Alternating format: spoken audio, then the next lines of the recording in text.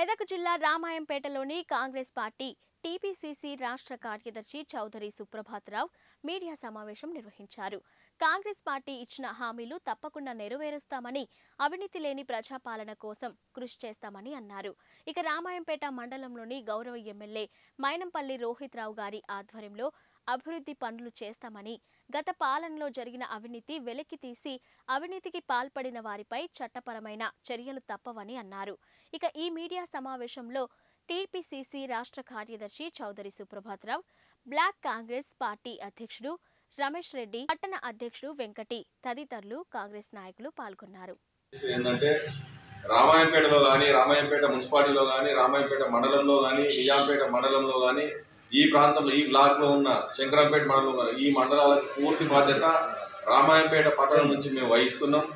అభివృద్ధి కార్యక్రమం మంచికి కానీ చెడు కానీ కాంగ్రెస్ పార్టీ తరఫున ఎమ్మెల్యే గారి తరఫున బాధ్యత వహిస్తున్నాం. మేమే ఎట్టి పరిస్థితుల్లో తప్పుకునే ప్రసక్తి లేదు. ఎన్నికలప్పుడు ఏ వాగ్దానాలు చేసినామో అవన్నింటినీ ఖచ్చితంగా ఒక్కటి కూడా మిస్ కాకుండా ప్రతి సమస్యను ఏదైనా దృష్టికి వచ్చినా ప్రతి దాన్ని పరిశీలించి ఖచ్చితంగా అమలు చేస్తామని తెలియజేస్తున్నాం.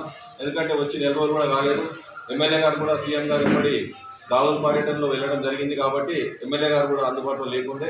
ఇప్పుడు ఎమ్మెల్యే గారు వచ్చిన తర్వాత ఖచ్చితంగా ప్రతి గ్రామాన్ని ప్రతి వార్డుని యూనిట్గా తీసుకొని మేము అప్పుడు ఏమైతే హామీలు ఇచ్చినో అవన్నీ నెరవేర్చడానికి ప్రయత్నిస్తూ అన్ని సమస్యలను పరిష్కరిస్తామని తెలియజేస్తూ, అదేవిధంగా రామాయంపేట పట్టణానికి వచ్చినట్టయితే రామాయంపేట పట్టణంలో ముఖ్యంగా రెండు సమస్యలు మా రామాయంపేటలో డబుల్ బెడ్రూమ్ సమస్య. డబుల్ బెడ్రూమ్లు ఇంకో 56 ఇళ్ళు మిగిలినాయని చెప్పారు. కానీ అలాట్ అయిన ఇళ్లలో కూడా 20 నుంచి 30 ఇళ్ళు అమ్మకానికి ఉన్నాయి, సేల్స్కు ఉన్నాయని చెప్పడం జరుగుతుంది. ఎట్టి పరిస్థితుల్లో సేల్స్ తిరిగి అమ్మకానికి మేము అనుమతించే ప్రసక్తి లేదు. అమ్ముకున్నట్టయితే ఆ ఇళ్ళని క్యాన్సల్ చేపిస్తాం, పేదలకు అర్హులైన పేదలకు ఇప్పిస్తామని తెలియజేస్తున్నాం. పత్రికా సోదరుల ద్వారా మేము పేద ప్రజలకు అండగా ఉంటాం, వ్యతిరేకం కాదు. దందా చేసేది లేదు. దందాలన్నీ టీఆర్ఎస్ నాయకులకు అలవాటు. దందాలు చేసేది 10 ఏళ్ల పల్లె కాబట్టి వాళ్ళు ప్రజలు ఓడించారు. మేము ఆ దందాలను అనుమతించే ప్రసక్తి లేదు. వాళ్ళ దందాలను అడ్డుకుంటున్నామని చెప్పి, వాళ్ళ అక్రమాలను అడ్డుకుంటున్నామని చెప్పి దుష్ప్రచారం చేస్తూ దానికి తీవ్రంగా ఖండిస్తున్నాం. మేము అప్పుడు హామీ ఇవ్వడం జరిగింది, అవినీతి రహితంగా ఈ పట్టణంలో కానీ, ఈ మండలంలో కానీ, ఈ ప్రాంతంలో అవినీతి రహితంగా కాంగ్రెస్ నాయకులు కార్యకర్తలు పనిచేస్తాం. దానికే కట్టుబడి ఉన్నాం. ఎక్కడైనా కాంగ్రెస్ నాయకుడు కానీ, కాంగ్రెస్ కార్యకర్త కానీ ఎవరినైనా బెదిరించో బుదిగించో డబ్బులు అంటే మా దృష్టికి తీసుకురండి, వాళ్ళని అవసరమైతే పార్టీ నుంచే బహిష్కరిస్తాం. దానికి ఎమ్మెల్యే గారు కట్టుబడి ఉన్నారు, మేము కట్టుబడి ఉన్నాం. ఎమ్మెల్యే గారు ఆధ్వర్యంలో పూర్తి స్థాయిలో ఈ ప్రాంత అభివృద్ధి చేసి చూపిస్తాం. రామాయంపేట పట్టణం వాళ్ళ ఆయనలో సర్వనాశనమైంది. ఇలా రామాయంపేట పట్టణంలో హైవేలు పోయిన రోడ్లు మట్టి పోసి రోడ్లు నడిపించారు. వాళ్ళు 10 సంవత్సరాల నుంచి మొరం పోసుకుంటా డాంబర్ రోడ్డు ఖరాబ్ చేయడం జరిగింది.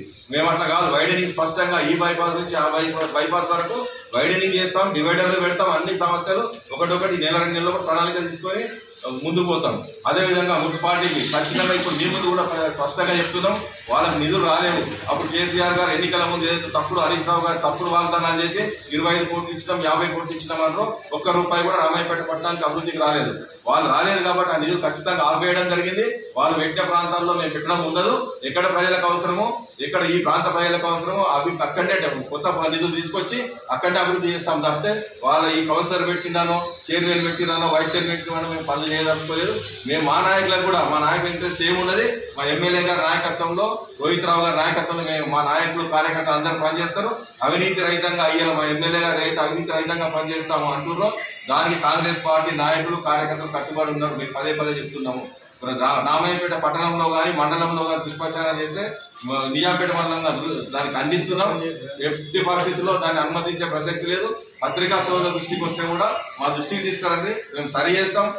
ఇచ్చిన ప్రతి ఇల్లు మేము సమర్థిస్తాం. వాళ్ళకి ఇంకేమైనా సౌకర్యాలు కావాల్సి ఆ కాలేజీలో సౌకర్యాలు కల్పిస్తాం తప్పితే దుష్ప్రచారం చేస్తారు, ఇండ్లు క్యాన్సిల్ చేస్తారని ఖచ్చితంగా క్యాన్సిల్ చేస్తాం. ఏ ఇండ్లు ఎవరైతే తీసుకొని అమ్ముకుంటారో ఆ ఇండ్లు క్యాన్సిల్ చేపిస్తాం, అర్హులైన పేదలకు ఇప్పిస్తాం. అదేవిధంగా ఏవైతే 56 ఇళ్ళు మిగిలిపోయినాయో ఆ 56 ఇళ్లను కూడా అత్యంత నిరుపేదలు, రామాయంపేట పట్టణానికి చెందిన నిరుపేదలకు, ఏదైనా రోడ్ వైడింగ్లో ఇల్లు పోతే వాళ్ళు నష్టపోతే వాళ్లకు ఇవ్వడానికే పెడతాం తప్పితే ఇంకో రకంగా వాడుకునే ప్రసక్తి లేదు. అదేవిధంగా మొరం సమస్య, మట్టి కొట్టనిస్తలే ఊర్లే కాంగ్రెస్ పార్టీలు కొట్టనిస్తలే సమస్య ముందుకు తీసుకురావడం జరిగింది. దాన్ని తీవ్రంగా ఖండిస్తున్నాం. మొరం గుట్టడానికి మేము వ్యతిరేకం కాదు.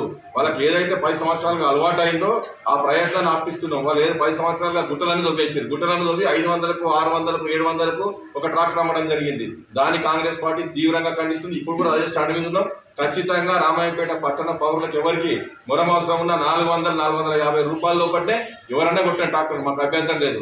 400 కొట్టినట్టయితే స్వచ్ఛందంగా మేము ముందు నిలబడి మొరం కొట్టుకొని అనుమతి ఇప్పిస్తాం. ఎందుకంటే వాళ్ళ ప్రభుత్వానికి ఎలాంటి ట్యాక్స్ కట్టడం లేదు. ఒరిజినల్గా తీసుకుంటే వాళ్ళు ట్యాక్సీ కట్టాలి. ట్యాక్సీ కట్టాలంటే ట్రాక్టర్కి 300-400 ట్యాక్సీ కట్టాలి. కడితే ఒక మామూలు ఇల్లు కట్టుకోవడానికి 800-1000 రూపాయలు ఒక ట్రాక్టర్.